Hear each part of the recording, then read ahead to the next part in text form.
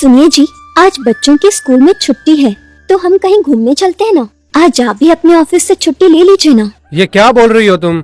आज ऑफिस में मेरा बहुत अर्जेंट काम है, अगर मैंने वो नहीं किया तो मेरी नौकरी चली जाएगी। हमेशा आपको अर्जेंट ही काम रहता है, जब भी पूछो यही बोलते हो, हमेशा बहाने बनाते हो। ऐसा भी क्या काम रहता है आपको? घर पर रहते रहते बच्चे बोर हो जाते हैं, एक दिन भी कहीं घूमने नहीं ले जाते हो आप। तुम्हें समझाना बेकार है। अगर ये नौकरी चली गई तो हमें सड़क पर भीख मांगना पड़ेगा। तुम जल्दी से डब्बा दे रही हो कि नहीं? ये देखो, हर समय बस काम काम करते हो, बस दफ्तर का काम, घर पे भी दफ्तर का काम, और तो कुछ सूझता ही नहीं आपको। इसके बाद आनंद दफ्तर के लिए निकल जाता है।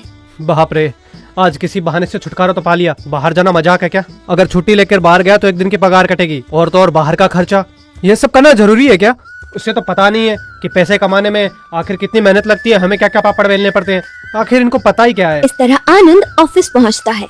1 घंटे बाद उसके घर से फोन आता है। आनंद के फोन उठाते ही, सुनिए जी, हमारा छोटा बच्चा आज खेलते खेलते गिर गया, उसे काफी ज्यादा चोट लग गई है, जल्दी आइए ना, उसे डॉक्टर के पास लेकर जाना है। इतनी देर तो सब कुछ ठीक था, लेकिन अचानक ये कैसे हो गया? तुम टेंशन मत लो, मैं जल्दी से घर आ रहा हूँ। आनंद जल्दी से अपने घर पहुँचता है और बच्चे को लेकर डॉक्टर के पास जाता है। उसके पैरों पर पट्टी बांधकर घर आता है। देखा आपने, बिना मतलब के 1000 रुपए खर्च हो गए हमारे। अगर आप आज कहीं घूमने लेकर जाते तो आज ये इनकी हालत नहीं होती ना। अरे अब तो सुधर जाइए आप, और कब तक आप इसी तरह करते रहेंगे बताइए? एक दिन भी छुट्टी नहीं ले सकते हो आप। ऐसा क्यों बोल रही हो रमा? मुझे कोई सपना तो नहीं आया होगा ना कि उसको आज चोट लग जाएगी? तुम्हें तो पता है कि आज उसकी छुट्टी है तो वो खेलने बाहर गया है। मेरा 1000 रुपए खर्च कर दिया, जिना आराम कर रखा है तुमने। ठीक है, अब आप दफ्तर से आ ही गए हैं तो बाजार जाकर वहाँ से घर के लिए कुछ सामान ले आइए। अभी तक रमा मुझे पगार नहीं मिली है, समझी? 2-3 दिनों मिलेगी तो चलेंगे। ये क्या बोल रहे हैं आप? कुछ समझ भी आ रहा है? आपकी तनख्वाह महीने में पूरे 40,000 रुपए है, लेकिन उसके कुछ दिनों बाद आपके हाथ कुछ नहीं रहता। पता नहीं क्या करते हैं आप। क्या करूं मैं आपका, कुछ समझ ही नहीं आता। क्या करूं? घर का भाड़ा, बच्चों की फीस, घर का राशन पानी, EMI, और देखो आज के जैसे ऊपर से डॉक्टर के खर्चे भी होते हैं। अगर ऊपर से हम कहीं बाहर खाना खाने जाते हैं, घूमने जाते हैं तो उसका भी अलग से खर्चा होता है। एक बात बताओ तो मुझे, ये सब तुम्हें दिखाई नहीं देता है क्या? हर महीने के अंत में हमें कब तनख्वाह मिलेगी इसी आस में बैठे रहते हैं। हमने अभी तक 1 रुपया तक सेविंग नहीं किया रमा। जब भी आपसे पूछो आप यही पट्टी पढ़ा देते हो। चलो ठीक है, तनख्वाह मिलने के बाद ही सामान ले आना आप। आनंद एक मामूली सा सादा जीवन जीने वाला एक आम आदमी था। उसके जिंदगी में से और 2 महीने वैसे ही गुजर जाते हैं। अचानक आनंद की कंपनी नुकसान की वजह से बंद हो जाती है। हे भगवान, ऐसा क्यों किया तुमने? अब मुझे नौकरी आखिर कहाँ से मिलेगी? अब घर जाके मैं क्या ही बोलूं? ये मुझे कुछ भी समझ में नहीं आ रहा है। अगर दूसरी नौकरी ढूंढने में 2-3 महीने लग गए तो घर चलाना मुश्किल हो जाएगा।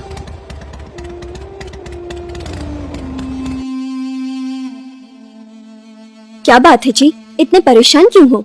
कुछ हुआ है क्या? अब मैं तुम्हें क्या ही बोलूं भाग्यवान, हमारी कंपनी नुकसान की वजह से बंद हो गई है, और तो और मेरे साथ 50 बेचारा लोगों की भी नौकरी चली गई है। हम लोगों को तनख्वाह देकर कंपनी वालों ने रफा दफा कर दिया है। अरे ये तो बहुत बुरी खबर है जी, आपको कहीं और देखना चाहिए ना, दूसरी नौकरी की बात करनी चाहिए आपको। इसके बारे में मुझे भी आज ही पता चला है, लेकिन तुम घबराओ मत, मैं जल्दी ही कोई दूसरी नौकरी ढूंढ लूंगा। देखिए जी, आज के समय में अच्छी नौकरी पाना कोई आम बात नहीं है। ठीक है, अपने दोस्त को बोलकर एक अच्छी सी नौकरी देख लेना। इस तरह देखते देखते पूरे 2 महीने बीत जाते हैं। आनंद को नौकरी नहीं मिलती है। देखते ही देखते 2 महीने बीत गए। जो पैसे सेविंग थे वो भी खर्च हो गए। अगले महीने से घर का भाड़ा, स्कूल की फीस, EMI, बाकी सब मैं कैसे भरूंगा? देखा जाए तो सब कुछ मुश्किल है। सुनिए जी, अभी मकान मालिक आए हुए थे और वो कह रहे थे कि 5 तारीख हो गया है और अभी तक भाड़ा नहीं दिया हमने। 2 दिन में दे देंगे, ऐसा कह दिया मैंने। हाँ, मुझे याद है, लेकिन कम से कम इस महीने का हमारा खर्चा 30,000 रुपए है। लेकिन मैंने एक दोस्त से पूछा है, अगर वो दे देगा तो इस महीने का सारा खर्चा हमारा निकल जाएगा। और इसी तरह 2 और महीने बीत जाते हैं। घर का भाड़ा, स्कूल की फीस, दोस्तों से लिए हुए कर्ज और लोन का EMI, सब कुछ आनंद के सिर पर एक बोझ बन जाता है। क्या हुआ, मेरी जिंदगी में ऐसे अंधकार क्यों आ गया? नौकरी मिलने की मुझे कोई उम्मीद नहीं है, कर्जदार बार बार पूछ रहे हैं, घर जाने के लिए भी डर लग रहा है। अब ऐसे तो मेरी जिंदगी बोझ बन जाएगी। पिछला महीना भी निकालना मेरे लिए तो मुश्किल हो गया था, लेकिन अब क्या करूं? इन सब का क्या हल हो सकता है? आत्महत्या। अगर मैं मर गया तो सब मुश्किलों से छुटकारा मिलेगा। इसके बाद आनंद नदी के पास आत्महत्या करने के लिए चला जाता है। जैसे ही वो पुल से गिरने वाला होता है तभी, अरे आनंद, रुकना, जरा पीछे मुड़कर तो देखो, क्या है ये? खुदकुशी करने के लिए आए हो? एक बार मेरे पास आना तुम्हारी सारी मुश्किलों का हल मेरे पास है। मेरे पास 100 समस्याएं हैं, मैं अपनी जिंदगी से तंग आ चुका हूँ।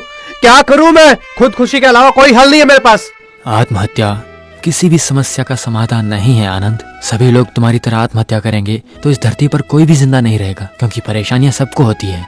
तो आगे से कभी इसके बारे में ख्याल भी मत लाना। हर एक प्राणी का जीवन अत्यंत अमूल्य है। दूसरे प्राणियों को छोड़कर इस धरती पर केवल मनुष्य के पास ही अक्ल नाम की चीज है। ऐसे मनुष्य जन्म को आधे रास्ते में छोड़कर चले जाना पागलपन होगा। तो तुम इस बारे में सोचना भी मत। क्या है मनुष्य की अहमियत बताइए। वो देखिए, उस पेड़ को देखिए, सुकून से जीता है और वहीं पर पड़ा रहता है और अपने खाने का बंदोबस्त भी खुद ही कर लेता है, और वो किसी पर बोझ बनकर तो नहीं रहता है ना, बताइए। और इन जंतु और पक्षियों को देखिए, कितनी शान से जी रहे हैं। जिंदगी में कोई मुश्किल नहीं है, ना उनको शादी कर रही है ना बच्चे पालने हैं, बस खुले आसमान में उड़ते रहते हैं। ना तो माँ बाप की फिक्र है, ना उन्हें पत्नी की फिक्र है, और ना ही अपने बच्चों की फिक्र है। और वो अपने जितना भी दिन जीते हैं अपनी आजादी और आनंद के साथ जीते हैं। ना तो कोई बंदिश होती है ना कोई परेशानियां। लेकिन इस सृष्टि में मनुष्य को ही पैसों की जरूरत होती है, बाकी किसी को नहीं होती है। इसीलिए मुझे जिंदगी अच्छी नहीं लग रही है। ओह, तो तुम्हारी समस्या पैसों से है ना? मेरी बात सुनिए, खाली पैसों की बात नहीं है। केवल एक मनुष्य को ही रिश्ते नाते बंधन सब निभाने पड़ते हैं। बिस्तर से उठने से लेकर सोने तक पैसे कमाने होते हैं। लेकिन कितना भी कमाओ, एक दिन उसके जीवन में उतने पैसे कम पड़ ही जाते हैं। ये सब परेशानी इन पेड़ पौधे जीव जंतुओं को नहीं होती है। तुम्हारा मतलब है मनुष्य के अलावा इस पृथ्वी पर सब प्राणी पेड़ पौधे खुशी से जी रहे हैं ना? ऐसा ही है ना? बिल्कुल सही कहा आपने। वे सब मनुष्य अपना जीवन खुशी से जी रहे हैं। अगर मुझे भी मौका मिलेगा कि मैं जीव जंतु बन सकूं, तो मैं खुशी खुशी वो जीवन अपना लूंगा। इन मुश्किलों से छुटकारा मिल जाएगा। तो ठीक है, तुम्हें कैसा जीवन चाहिए बताओ, मैं उत्तर क्षण तुम्हें वो जीवन प्रदान करूंगा। वैसा करने के लिए तुम कोई भगवान हो क्या? हाँ, मैं भगवान ही हूँ। तुम्हें कौन सा रूप चाहिए मुझे बोलो, मैं तुम्हें एक मौका दे रहा हूँ। अगर वो जन्म तुम्हें पसंद नहीं आया तो 100 दिनों के अंदर अंदर तुम फिर से मनुष्य बन सकते हो। ये मैं तुमसे वादा करता हूँ, लेकिन 100 दिनों के अंदर अंदर। 100 दिन हो गए तो क्या होगा? इस मनुष्य जन्म में तुम्हारी आयु पूरी 80 साल है। अभी तुम 30 साल के हो। अभी तुम्हें कौन सा जन्म चाहिए? मैंने कहा ना, जो जन्म चाहिए वो तुम्हें दे दूंगा। अगर वो जन्म तुम्हें पसंद नहीं आया तो तुम 100 दिन के अंदर अंदर फिर से मनुष्य बन सकते हो। अगर तुमने जरा सी भी देर कर दी तो तुम्हें अपने जीवन के बाकी के 50 साल उसी रूप में रहना पड़ेगा, तुम्हें याद रखना। ओह, तो अब समझ में आया। मेरे 80 साल का आयु प्रमाण में 30 साल हो गए, और अब तुम मुझे बाकी के 50 साल दूसरे जन्म यानी कि दूसरे रूप में बिताने के लिए वरदान दे रहे हो, है ना? ये बात अच्छी लग रही है मुझे। मैं अब एक पेड़ बनना चाहता हूँ। पेड़ के रूप में मैं कहीं नहीं जाऊंगा, और ना ही मुझे पेड़ बनकर हिलने की जरूरत पड़ेगी, और आराम से अपना जीवन बिताऊंगा। तथास्तु। इसके बाद आनंद एक पेड़ के रूप में बदल जाता है। तुम्हें जब भी मेरी याद आएगी उस उत्तर क्षण में मैं तुम्हारे सामने रहूंगा। हाँ, कितना सुकून मिला है मुझे पेड़ बनकर। ना तो किसी का कर्जा चुकाने की जरूरत है, और ना ही मुझे पूरा दिन पैसों के पीछे भागने की। जब चाहे सो सकता हूँ। अरे कैसे हो तुम? मैं कब से तुम्हारे और भगवान कृष्ण की बातों को सुन रहा था, पता है? क्यों तुमने ये पेड़ का जन्म वरदान में ले लिया? तुम पागल वागल हो गए हो क्या? क्या हुआ? तुम एक पेड़ का जन्म लेकर ऐसे क्यों बोल रहे हो? है तुम्हें कोई नौकरी थोड़ी करनी है, और ना ही शादी करके बच्चा पैदा करने का झंझट पालना है तुम्हें, और ना ही किसी की मदद लेकर तुम्हें खाना खाना होगा। देखो, तुम्हें बहुत अच्छा जन्म मिला है, इसका आनंद उठाओ और सुकून से खाना खा के जियो। ऐसे जन्म बहुत मुश्किल से मिलते हैं। अरे वाह, क्या बात कह रहे हो? हम सब मनुष्य के जन्म के लिए कब से तरस रहे हैं, पता है तुम्हें? और इसको देखो, मनुष्य जन्म को टालकर पेड़ बनने के लिए यहाँ चला आया है। देखो, मेरे हिसाब से इस सृष्टि में मनुष्य का जन्म सबसे बेकार है। तुम चुपचाप अपना काम देखो, समझे? मुझे कोई सलाह नहीं चाहिए। एक हफ्ते के बाद ये क्या? मुझे पेड़ बनकर अब तक 1 हफ्ता हो चुका है, और मुझे अभी तक पानी भी नसीब नहीं हुआ है। मुझे बहुत प्यास लगी है। मेरे पत्ते भी पूरे सूख कर गिर गए हैं। मुझे अब तो तुरंत ही पानी चाहिए। क्या हुआ? पता है तुम्हें, अभी एक पेड़ बनते हुए पूरा 1 हफ्ता भी नहीं हुआ है, और अभी से तुम पानी की मांग कर रहे हो। एक बात बताऊं तुम्हें, यहाँ पर बारिश हुए पूरे 2 महीने बीत गए, लेकिन अभी तक नहीं हुई। यानी कि हमें पूरी बारिश पर ही आस लगा कर बैठना होगा? हमें कहीं से पानी नहीं मिलेगा क्या? देखो, अब तो बात समझ गए ना तुम। हम कोई बगीचे में रहने वाले पौधे थोड़ी हैं, हम सड़क के ऊपर पलने वाले पेड़ हैं। इसलिए हमें पानी के लिए पूरी तरह बारिश पर ही निर्भर रहना पड़ता है, ठीक है? ये क्या? ऐसे तो फिर हमें बारिश होने तक ऐसे ही प्यासा तड़पना पड़ेगा। अगर ये बात मुझे पहले पता होती तो मैं किसी खेत में जन्म लेता। मैं यहाँ का उनको बोलता ही नहीं। हाँ, उसमें भी एक दिक्कत है। फसल हाथ में आने के बाद सभी मनुष्य उस पेड़ को जड़ों से काट देते हैं। फसल मनुष्य खा जाते हैं, और मनुष्य पेड़ों के साथ साथ कीड़े मकोड़े, पशु पक्षी, उनमें रहने वाले सारे कीड़ों को पीस पीस कर मार देते हैं। ये क्या, इस पेड़ के जन्म में भी इतने सारे कष्ट होते हैं? अभी क्या ही हुआ है, थोड़े दिन और रुको, तुम्हारे फल को ले जाने के लिए लोग आकर तुम्हें पत्थर से मारेंगे। उस पीड़ा को सहना वाकई बहुत मुश्किल है। मुझे देखो, मैं इस पीड़ा को कब से सह रहा हूँ। क्या बोल रहे हो? लोग हमें पत्थर से मारते हैं तो हमें दर्द होता है?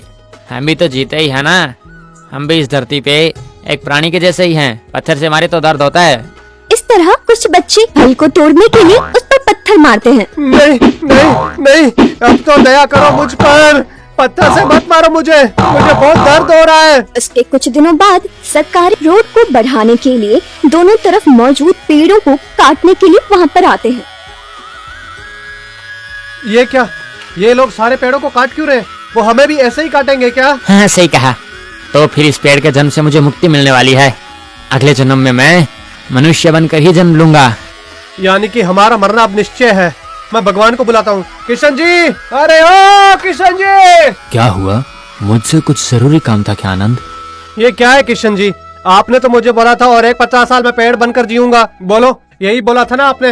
वो वहाँ देखिए, सारे आदमी हमारे पेड़ों को काट रहे हैं। देखो, मैंने कब बोला था कि तुम ऐसा पेड़ बनकर रहोगे? मैंने ये बोला था कि तुम एक पेड़ बनकर रहोगे। कुछ दिन ऐसा पेड़ बनके, कुछ दिन खेत के फसल के पेड़ बनके, बाद में जीवन के अंतिम चरण में जंगल में एक बड़ा सा वृक्ष बनकर रहोगे तुम, ठीक है? ये क्या है भगवान जी? पेड़ के जन्म में भी इतने सारे कष्ट उठाने पड़ते हैं? ये बात तो मुझे मालूम नहीं थी। अब मुझे इस पेड़ का जन्म नहीं चाहिए। अब तो एक बार पक्षी बन के जन्म लूंगा। पक्षी जहाँ चाहे उड़ सकते हैं, और तो और वो कहीं पर भी फल खा सकते हैं। मैं मेरी बची हुई जिंदगी में पक्षी बनना चाहता हूँ भगवान जी। ठीक है, तुम्हारी मर्जी। मैंने तुम्हें 100 दिन का समय दिया है। अभी तुमने उनमें से सिर्फ 20 ही दिन बिताए हैं। अभी भी और 80 दिन बाकी है। इन 80 दिनों में अगर तुम मनुष्य बनना चाहते हो तो तुम आराम से बन सकते हो, लेकिन उससे पहले एक बार सोच लेना। उसके बाद फिर तुम्हारी मर्जी। मैं इस दुनिया में किसी और एक प्राणी की तरह जी सकता हूँ, पर मनुष्य नहीं। आप पक्षी बना दीजिए मुझे। तथास्तु। इसी क्षण में तुम्हें एक पक्षी बना देता हूँ। उसी समय आनंद एक तोता बन जाता है। कितना मजा आ रहा है। ऐसे उड़ते हुए तो मुझे बहुत अच्छा लग रहा है। मैं भगवान को पहले ही ये वरदान पूछना था। कुछ दूर उड़कर जाने के बाद आनंद एक पेड़ के पास रुक जाता है। उस पेड़ पर पहले से ही एक तोता होता है। आहा, कितना सुकून है ना पक्षी बनने में। मुझे तो बहुत मजा आ रहा है। ऐसा क्या? तो इतना आनंद तुम्हें किस चीज में मिल गया? और ये बताओ, पहले तो तुम्हें नहीं देखा, कहाँ से आए हो तुम और यहाँ कैसे आ गए तुम? इसके बाद आनंद शुरुआत से अंत तक उसे अपनी पूरी कहानी बताता है। ऐसा क्या? तुम पहले एक मनुष्य होकर भी तुमने एक तोते का जीवन चुना? इससे तो साफ पता चलता है कि तुम एक बहुत बड़े मूर्ख हो। ये क्या है? सब लोग ऐसे क्यों बोल रहे हैं? तुम लोगों को क्या मालूम मनुष्य का जीवन कितने मुश्किलों से घिरा रहता है? उसके बारे में तो मैं बता भी नहीं सकता हूँ।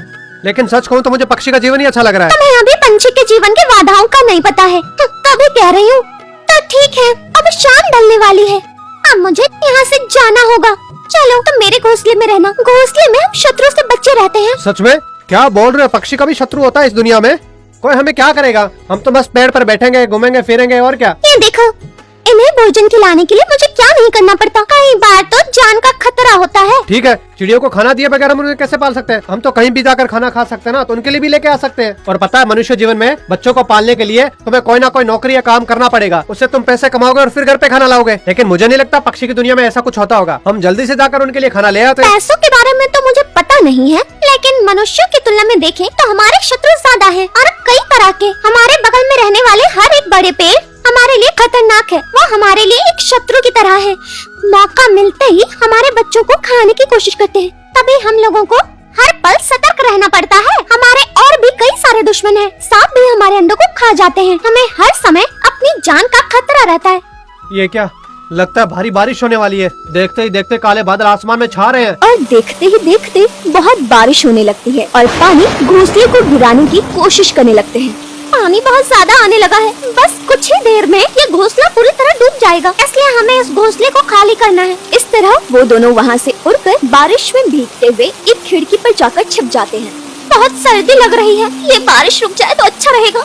ये क्या? जब भी बारिश होती है तुम्हें इतना कष्ट उठाना पड़ता है? बस बारिश के आने पर ही नहीं, कभी कभी हमारे घोंसले पर दूसरे पक्षियों का आक्रमण हो जाता है। कभी कभार किसी सांप का आक्रमण, तो कभी किसी और चिड़िया का आक्रमण। अब देखो, सर्दी की वजह से हम किस तरह से कांप रहे हैं।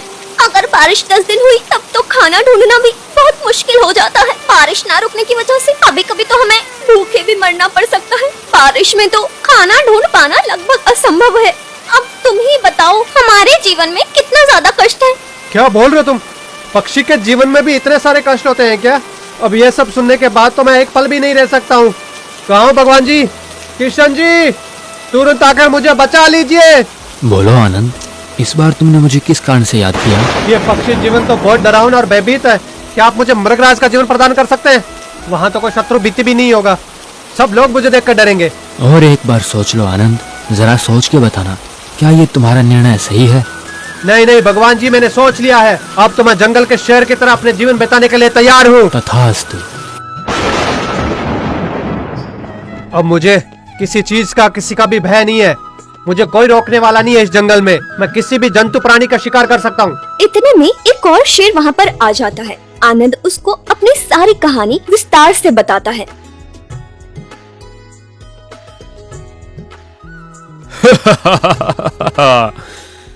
तुम्हारी कहानी सुनकर मुझे तुम पर तरस आने लगा है। तुम सच में बहुत बड़े मूर्ख हो। कोई ऐसे मनुष्य का जन्म ठुकरा कर ऐसे शेर बनकर जंगल में रहने के लिए आता है क्या? क्या शेर के जीवन में भी इतने कष्ट होते हैं? क्यों नहीं होते? जंगल में हर एक प्राणी शेर को देखकर डरता रहता है, मगर शेर अपने कष्ट बताए तो किसका बताए? कभी कभार हमें खाना मिले महीनों बीत जाते हैं, तो कभी कभार हफ्ते बीत जाते हैं, तो कभी पूरे हफ्ते पेट भरकर खाते हैं। रात को मच्छर और चींटियां काटती है, उनसे छुटकारा पाना बहुत मुश्किल है। अब ऐसी जिंदगी भी भला किसी को पसंद आ सकती है क्या? तुम्हें मूर्ख नहीं कहूं तो और क्या कहूं? मनुष्य का जीवन कितना आसान होता है। तुम यहाँ क्यों आए? तुम्हें इतना सा कष्ट उठाने में तकलीफ हो रही है? भूखा रहना तुम्हें कोई आसान काम लगता है क्या बच्चे? ये सब बातें छोड़ो। जंगल में बहुत तेज धूप होती है, पता है तुम्हें? रात को बहुत सर्दी लगती है। जो अगर बारिश हुई तो कहाँ रहना या कोई ठिकाना नहीं होता। अगर कोई बीमारी हुई तो अपने आप ठीक होना पड़ता है। शिकार करते समय हमें कितनी चोटें लगती है हमें ही पता है। अपने आप ठीक होने तक वो घाव हमें सहना पड़ता है। मनुष्य के जैसे हमें दवाइयाँ देने वाला भी कोई नहीं रहता यहाँ। सब कुछ हमें खुद ही सहना पड़ता है, खुद ही करना पड़ता है। एक शेर की जिंदगी बहुत मुश्किल होती है। समझ में आया तुम्हें? बाप रे बाप, आखिर ये सब क्या है? मैं कहीं पर भी जाऊंगा तो इतने सारे कष्ट उठाने पड़ेंगे। भगवान जी, किशन जी! क्या हुआ? तुम्हें तो शेर बने हुए एक दिन भी नहीं हुआ है, क्यों मुझे इतनी जल्दी बुलाया? हे किशन जी, मुझे तो कुछ भी समझ में नहीं आ रहा है। किसी भी पक्षी, किसी भी प्राणी को देखो तो सारे उतने ही कष्ट उठा रहे हैं वो तो। अब तो आप ही मेरा मार्गदर्शन करिए। आप ही बताइए भगवान जी, मैं क्या करूं? देखो आनंद, अगर तुम्हें पता है तो मनुष्य का जन्म 80 लाख जीव राशि में अत्यंत उत्तम है। तुमने तो वो जन्म ले लिया है ना, उसका सदुपयोग करने के बजाय तुम खुद खुशी करने पे तुले पड़े हो। इसलिए तुम्हें सबक सिखाने के लिए मैंने तुम्हें दूसरे प्राणियों के रूप में रहने का सहूलत दिया था। इस दुनिया में सबको कष्ट होते हैं, उसका समाधान आत्महत्या नहीं है। इस दुनिया में हर एक आदमी तुम्हारे जैसा धैर्य खोकर खुद खुशी करेगा तो इस दुनिया का क्या होगा? अच्छे कपड़े पहनना, अच्छा खाना खाना, ये दुनिया में हर किसी के पास मौजूद नहीं है। केवल मनुष्य ही एक ऐसा जीव है, हर कष्ट को सह सकता है, हर एक चीज खा सकता है, हर एक कपड़ा पहन सकता है, हर कहीं जा सकता है, घूम सकता है, अपने दुख दर्द को दूसरे लोगों को बता सकता है, दूसरे लोगों से अपने लिए मदद मांग सकता है वो। और तो और तुम भी हर कष्ट सह सकते हो, कुछ भी कर सकते हो, तभी तुम अंत में विजय पा सकते हो। अब मुझे मानव जन्म का परमार्थ समझ में आ गया। भगवान जी, अब तो मैं आनंद बनने के लिए एकदम तैयार हूँ। इसके बाद आनंद अपने आत्महत्या के निर्णय को गलत समझकर अपने घर वापस आ जाता है।